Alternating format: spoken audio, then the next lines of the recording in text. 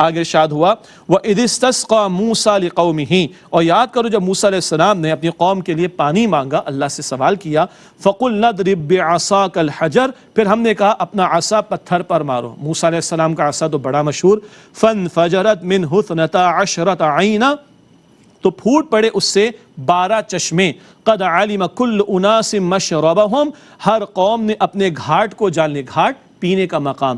12 قبائل تھے نا، یعقوب علیہ السلام کے 12 بیٹوں سے 12 نسلیں کہہ لیجئے، اور 12 قبائل پھر آگے چلے، تو ہر قبیلے کے لیے الگ الگ پینے کا اہتمام ہو گیا، کیونکہ قبائلی زندگی میں وہ کبھی پانی پہلے پلا دینے پہ جھگڑا اور گھوڑا آگے بڑھا دینے پہ جھگڑا ہوا کرتا تھا، ہر ایک کے لیے الگ الگ اہتمام ہو گیا۔ اللہ کی شان کیسے معجزانہ طور پر ان کو پانی دیا جا رہا ہے۔ فرمایا کلوا واشربوا من رزق اللہ، تم کھاؤ اور پیو اللہ کے رزق میں سے، وَلَا تَعْثَوْا فِي الْأَرْضِ مُفْسِدِينَ، اور زمین میں فساد مچاتے مت پھرو۔ کھاؤ پیو کوئی حرج نہیں، لیکن فساد تو نہ مچاؤ، اللہ کی ناشکری تو نہ کرو، اس پر ان کو توجہ دلائی گئی۔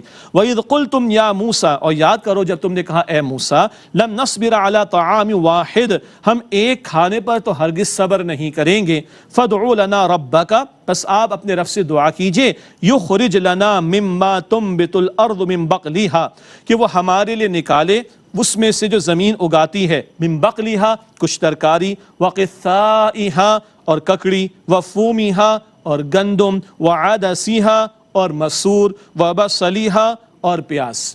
یہ ہے نا کہ وہ چٹخارے چاہیے اب ان کو، اللہ کی طرف سے عطا ہو رہا ہے جو کچھ، اس پر صبر نہیں ہو رہا۔ اب جو ہے وہ پیٹ بھرا ہو نا تو مستی سوج رہی ہوتی۔ اللہ ہمارے حال پر رحم فرمائے۔ ان کا حال تو یہ ہو گیا کہ یہ بھی مل جائے، یہ بھی مل جائے، وہ بھی مل جائے، اللہ کی عطا پر قناعت نہیں کر رہے اور چٹخارے زبانوں پر آ رہے ہیں۔ الفاظ سنیے اللہ سبحانہ وتعالیٰ کے، قال، فرمایا اتستبدلون الذی هو ادنی بالذی ہوا خیر، کیا تم بدلنا چاہتے ہو وہ جو ادنا ہے اس سے جو بہتر ہے؟ اللہ کی عطا جو بہتر ہے اس کے مقابلے میں ادنا چیزیں تم حاصل کرنا چاہتے ہو؟ یہ ناشکری کا معاملہ، یہ اللہ تعالیٰ کی عطا پہ راضی نہ رہنے کا معاملہ۔ اب انداز دیکھیں، اہبطوا مصرا، جاؤ کسی شہر میں جا اترو، فإن لکم ما سألتم، پس تمہارے لیے وہ ہوگا جو تم مانگتے ہو، جاؤ خود جا کے تلاش کر لو۔ اللہ اکبر کبیرہ، یہ زبانوں کے چٹخارے، قناعت کی روش اختیار نہ کرنا، ناشکری پر آ جانا، اللہ تعالیٰ کا غضب بھڑکتا ہے اس پر۔ موسیٰ علیہ السلام فرما رہے جاؤ